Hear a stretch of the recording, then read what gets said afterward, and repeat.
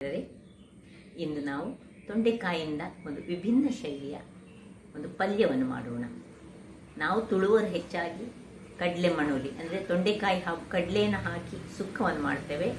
ಅದು one of the authentic dish ನಮ್ಮದು. ಇವತ್ತು ನಾನು ಮಾಡುವಂಥದ್ದು ಗ್ರೀನ್ ಚಿಲ್ಲಿಯನ್ನು ಹಾಕಿ ಒಂದು ಬೇರೆ ಶೈಲಿಯಲ್ಲಿ ಮಾಡಿದ್ದೇನೆ. ಬಹಳ ರುಚಿಕರವಾಗಿರುತ್ತದೆ. ಹಾಗಾದರೆ ಈ ಪಲ್ಯವನ್ನು ಯಾವ ರೀತಿಯಲ್ಲಿ ಮಾಡುವುದು, ಏನೆಲ್ಲ ಸಾಮಗ್ರಿಗಳು ಬೇಕು ಎಂದು ನೋಡೋಣ ಅಲ್ಲವೇ? ವೀಕ್ಷಕರೇ, ಇವತ್ತೊಂದು ವಿಭಿನ್ನ ಶೈಲಿಯ ತೊಂಡೆಕಾಯಿಯ ಪಲ್ಯವನ್ನು ಮಾಡೋಣ. ಬಹಳ ರುಚಿಕರವಾಗಿರ್ತದೆ. ನಾವು ಯಾವತ್ತೂ ಒಂದು ಉಪ್ಕರಿ ಮಾಡ್ತೇವೆ, ಹಾಗೆಲ್ಲ ಇದು ತುಳುನಾಡು ಸ್ಟೈಲ್ ಅಲ್ಲ, ಇದು ಸ್ವಲ್ಪ ಚೇಂಜ್ ಉಂಟು. ನನ್ನದೇ ಒಂದು ಶೈಲಿಯಲ್ಲಿ ಬೇಕಾಗುವ ಸಾಮಗ್ರಿಗಳು: ತೊಂಡೆಕಾಯಿ, ಇದನ್ನು ತೊಳೆದೀಗ ಕಟ್ ಮಾಡಲಿಕ್ಕೆ ಉಂಟು, ಮತ್ತು ಸಾಸಿವೆ 1 ಚಮಚ, ಜೀರಿಗೆ ಅರ್ಧ ಚಮಚ, ಮತ್ತು ಇಲ್ಲಿ ಕಟ್ ಮಾಡಿದಂತಹ ನೀರುಳ್ಳಿ, ಒಂದು 3-4 ಕಾಯಿ ಮೆಣಸು. ಇದು ಕಾಯಿ ಮೆಣಸು ನಿಮಗೆ ಬೇಕಿದ್ದಷ್ಟು ಖಾರಕ್ಕೆ ತಕ್ಕ, ಸ್ವಲ್ಪ ಹೆಚ್ಚು ಹಾಕ್ಕೊಳ್ಬಾರ್ದು. ಬೆಳ್ಳುಳ್ಳಿ, ಕರಿಬೇವಿನ ಸೊಪ್ಪು ಹಾಗೂ ತೆಂಗಿನ ತುರಿ. ಹಾಗಾದರೆ ಹೇಗೆ ಮಾಡುವುದೆಂದು ನೋಡುವ. ವೀಕ್ಷಕರೇ, ಇಲ್ಲಿ ನೋಡಿ, ಎಲ್ಲ ಇದನ್ನು ತೊಂಡೆಕಾಯಿಯನ್ನು ಹೆಚ್ಚಿಟ್ಟುಕೊಂಡಿದ್ದೇನೆ. ಈಗ ಇದನ್ನು ಗ್ಯಾಸನ್ನು ಉರಿಸಿ ಇದಕ್ಕೆ 1 ಗ್ಲಾಸಿನಷ್ಟು ಅಂದರೆ ಸ್ವಲ್ಪ ಮುಳುಗುವಷ್ಟು ನೀರನ್ನು ಹಾಕೊಳ್ಳೋಣ. ಇನ್ನು ಸ್ವಲ್ಪ ಬೇಕಾದಿತ್ತು ಹಾಕ್ಕೊಂಡು ಇದಕ್ಕೆ ಒಂದು ಸ್ವಲ್ಪ ಕರಿಬೇವಿನ ಸೊಪ್ಪನ್ನು ಸ್ವಲ್ಪ ಕಟ್ ಮಾಡಿ ಹಾಕಿ ಮುಚ್ಚಳವನ್ನು ಮುಚ್ಚಿಟ್ಟುಕೊಂಡು ನಾವು ಇದನ್ನು ಬೇಯಿಸೋಣ. ಇನ್ನು ಇಲ್ಲಿ ನೋಡಿ, ಸಣ್ಣ ಮಿಕ್ಸಿ ಜಾರ್ನಲ್ಲಿ ಸ್ವಲ್ಪ ನಿಮಗೆ ಖಾರಕ್ಕೆ ತಕ್ಕಷ್ಟು ಮೆಣಸು, ಕಾಯಿ ಮೆಣಸು, ಕೆಂಪು ಮೆಣಸು ಹಾಕ್ಕೊಳ್ಬೇಡಿ, ಇದು ಕಾಯಿ ಮೆಣಸು ಹಾಕಿದರೆ ತುಂಬ ಚೆನ್ನಾಗಿ ಬರುವುದು. ಒಂದು ಅರ್ಧ ಚಮಚದಷ್ಟು ಜೀರಿಗೆ, ಒಂದು ಅರ್ಧ ಚಮಚದಷ್ಟು ಸಾಸಿವೆ, ಒಂದು 2 ಬೆಳ್ಳುಳ್ಳಿ ಸಿಪ್ಪೆ ತೆಗೆದು ಹಾಕೊಳ್ಳೋಣ. ಮತ್ತೆ ಈ ಕಾಯಿ ತುರಿ, ಸ್ವಲ್ಪ ಕಾಯಿ ತುರಿಯನ್ನು ಹಾಕ್ಕೊಂಡು, ತುಂಬ ಕಾಯಿ ತುರಿ ಬೇಡ, ಹೆಚ್ಚು ಬೇಡ, ಒಂದು 4 ಸ್ಪೂನಿನಷ್ಟು ಸಾಕು ವೀಕ್ಷಕರೇ. ಹಾಕಿ ತರಿಯಾಗಿ ಇದನ್ನೀಗ ನಾನು ರುಬ್ಬಿಕೊಂಡು ತರ್ತೇನೆ. ನೋಡಿ ವೀಕ್ಷಕರೇ, ನೋಡಿ ಈ ರೀತಿಯಾಗಿ ಇರಬೇಕು, ನೋಡಿ ತರಿಯಾಗಿರಬೇಕು. ಇದನ್ನೀಗ ಪಕ್ಕಕ್ಕೆ ಇಟ್ಟುಕೊಳ್ಳೋಣ. ಈಗ ಇಲ್ಲಿ ಸ್ವಲ್ಪ ಇದಕ್ಕೆ ಉಪ್ಪನ್ನು ಹಾಕ್ಕೊಂಡು ಬೇಯಿಸೋಣ. ಸ್ವಲ್ಪ ಮೊದಲೇ ಉಪ್ಪು ಹಾಕಿದರೆ ಎಲ್ಲ ಉಪ್ಪನ್ನು ಎಳೆದುಕೊಳ್ತದೆ. ಅದರಿಂದಾಗಿ ಸ್ವಲ್ಪ ಎಷ್ಟು ರುಚಿಗೆ ತಕ್ಕಷ್ಟು ಉಪ್ಪನ್ನು ಹಾಕಿ ಅದು ಒಳ್ಳೆ ಬೇಯಲಿ. ಆಮೇಲೆ ನೋಡಿ ವೀಕ್ಷಕರೇ, ನೋಡುವ, ಇದು ಆಯ್ತು, ಬೆಂದಿದೆ, ಇದು ಸಾಕು. ಇದನ್ನು ತೆಗೆದುಕೊಳ್ಳೋಣ. ಈಗ ಇದರಲ್ಲಿ ಪಾತ್ರೆ ಬೇರೆ ಒಂದು ಇಟ್ಕೊಳ್ಳೋಣ.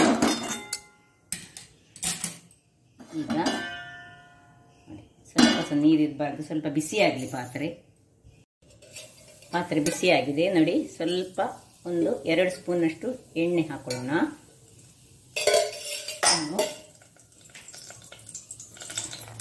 ಈ ನೀರುಳ್ಳಿ, ಹೆಚ್ಚಿಟ್ಟಂತಹ ನೀರುಳ್ಳಿ, ತುಂಬ ನೀರುಳ್ಳಿ ಏನು ಬೇಡ, ಒಂದು ಅರ್ಧ ನೀರುಳ್ಳಿ ಸಾಕು. ಹಾಗೂ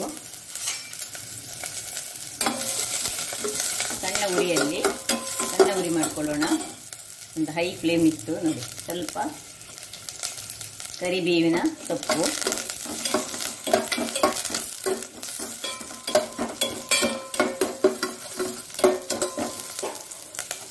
ಇನ್ನು ಸ್ವಲ್ಪ ಬಾಡುವಾಗ ನಾವು ತರಿಯಾಗಿ ಮಾಡಿಟ್ಟುಕೊಂಡಂತಹ ಮಸಾಲೆ, ಇದನ್ನು ಫ್ರೈ ಮಾಡದ ಕಾರಣ ಇದರಲ್ಲಿ ಈಗ ಹಸಿ ವಾಸನೆ ಹೋಗುವವರೆಗೆ ನಾವು ಹುರಿಬೇಕಾಗ್ತದೆ.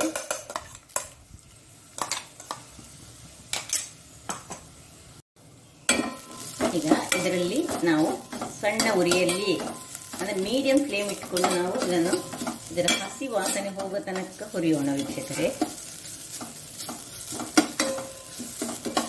ಈ ಹೊತ್ತಿನಲ್ಲಿ ನಾನು ಸ್ವಲ್ಪ ಹಳದಿ ಪೌಡರನ್ನು ಅದಕ್ಕೆ ಹಾಕ್ಕೊಳ್ತಿದ್ದೇನೆ. ಚೂರು ನೀವು ಗ್ರೈಂಡ್ ಮಾಡುವಾಗ ಸಹ ಹಾಕ್ಕೊಳ್ಬೋದು ಬೇಕಿದ್ದರೆ, ಅಥವಾ ನಮ್ಮ ತೊಂಡೆಕಾಯಿ ಬೇಯುವಾಗ ಸಹ ಇದನ್ನು ಹಾಕೊಳ್ಬೋದು.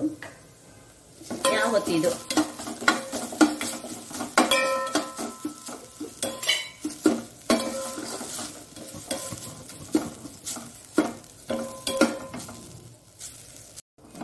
ನೋಡಿ, ಎಲ್ಲ ಹಸಿ ವಾಸನೆ ಇಲ್ಲಿ ಹೋಯ್ತು. ಈಗ ನಾವು ಈ ಬೇಯಿಸಿಟ್ಟಂತಹ ತೊಂಡೆಕಾಯನ್ನು ಇದಕ್ಕೆ ಸೇರಿಸೋಣ. ಹೆಚ್ಚು ನೀರಲ್ಲಿ ಅದಕ್ಕೆ ನಾವು ಮೊದಲೇ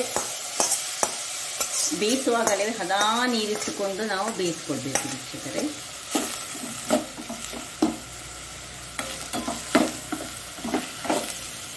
ಸೌಂಡ್ ಬರ್ತದೆ. ನಾನು ಸ್ವಲ್ಪ ಇನ್ನೊಂದು ಇದನ್ನು ಯೂಸ್ ಮಾಡಿಕೊಳ್ತೇನೆ.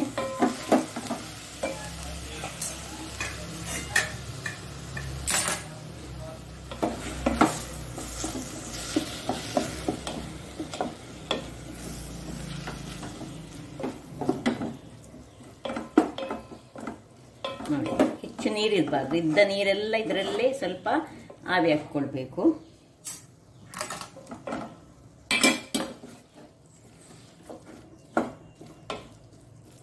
ಈಗ ಸ್ವಲ್ಪ ಹೈ ಫ್ಲೇಮ್ ಇಟ್ಕೊಳ್ಳಿ. ಇದೊಂದು ಸ್ವಲ್ಪ ವಿಭಿನ್ನವಾದದ್ದು. ನಾವು ಯಾವಾಗಲೂ ನಮ್ಮದು ಕಡಲೆ ತೊಂಡೆಕಾಯಿ ಉಂಟಲ್ಲ, ಕಡಲೆ ಮಣೋಲಿ, ಅದು ಒನ್ ಆಫ್ ದ ಬೆಸ್ಟ್ ತುಳುನಾಡಿನಲ್ಲಿ. ಒಮ್ಮೊಮ್ಮೆ ಅದನ್ನು ತಿಂದು ಬೇಸರ ಆಗುವಾಗ ಅಥವಾ ಕಡಲೆ ಇಲ್ಲದಾಗ ಇಂಥದನ್ನು ಮಾಡಿ ಅರ್ಜೆಂಟಿಗೆ ತಿನ್ಬೋದು. ನೋಡಿ, ಸ್ವಲ್ಪ ಇದೀಗೆ ಹೀಗೆ ಆಗಲಿ.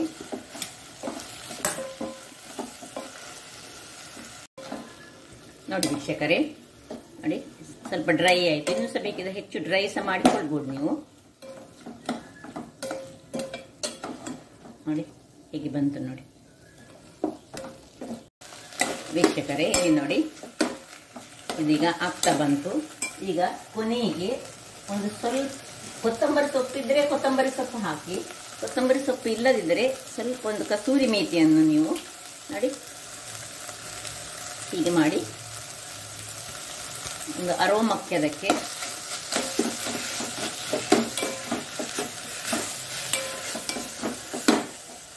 ಆಫ್ ಮಾಡ್ಕೊಳ್ಳೋಣ. ಮುಚ್ಚಿ 5 ನಿಮಿಷಗಳ ಕಾಲ. ವೀಕ್ಷಕರೇ, ಈಗ 5 ನಿಮಿಷಗಳ ಬಳಿಕ ನೋಡಿ, ಈಗ ಸರ್ವಿಂಗ್ ಟೈಮ್ ನೋಡಿ ಹೀಗೆ ಬಂದಿದೆ ನೋಡಿ.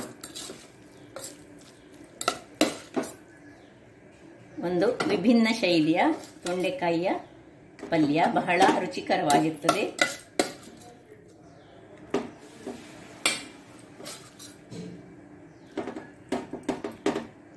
ನಮ್ಮ ಕರಾವಳಿ ಟೈಪ್ ಇದ್ದು ಬಹಳ ಒಳ್ಳೆಯದಾಗ್ತದೆ. ನಾನು ಹೇಳಿದೆ ತೊಂಡೆಕಾಯಿ ಮತ್ತು ಗೇರು ಬೀಜ ಹಾಕಿದ್ದು, ತೊಂಡೆಕಾಯಿ ಕಡಲೆ, ಅದೊಂದು ಬೇರೆ ರೀತಿಯ ರುಚಿ, ಇದೊಂದು ಬೇರೆ ರೀತಿಯ ರುಚಿ.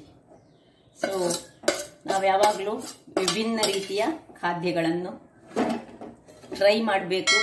ಅದರಲ್ಲಿ ಯಾವುದು ಒಳ್ಳೆಯದಾಗ್ತದೆ ಅದನ್ನೇ ನಾವು ಮಾಡಿಕೊಳ್ಬೇಕು. ಸೊ ವೀಕ್ಷಕರೇ ನೋಡಿ, ರೆಡಿ ಆಯಿತು. ಏನು ಚೆನ್ನಾಗಿ ಬಂದಿದೆ ನೋಡಿ, ಕಲರ್ಫುಲ್ ಆಗಿದೆ, ಗ್ರೀನ್ ಆ್ಯಂಡ್ ಯೆಲ್ಲೋ ಮಿಕ್ಸ್ಡ್. ಹಾಗಾದರೆ ನನ್ನ ಈ ಕುಕಿಂಗ್ ಚಾನಲ್ ನಿಮಗೆ ಇಷ್ಟ ಆದರೆ ಬೋಳೂರು ಸುವರ್ಣ ಚಾನಲನ್ನು ಲೈಕ್ ಮಾಡಿ, ಶೇರ್ ಮಾಡಿ ಹಾಗೂ ಸಬ್ಸ್ಕ್ರೈಬ್ ಮಾಡಿ. ಹಾಗೂ ನನ್ನ ಇನ್ಸ್ಟಾಗ್ರಾಮ್ ಪೇಜನ್ನು ಫಾಲೋ ಮಾಡಿ. ಧನ್ಯವಾದಗಳು.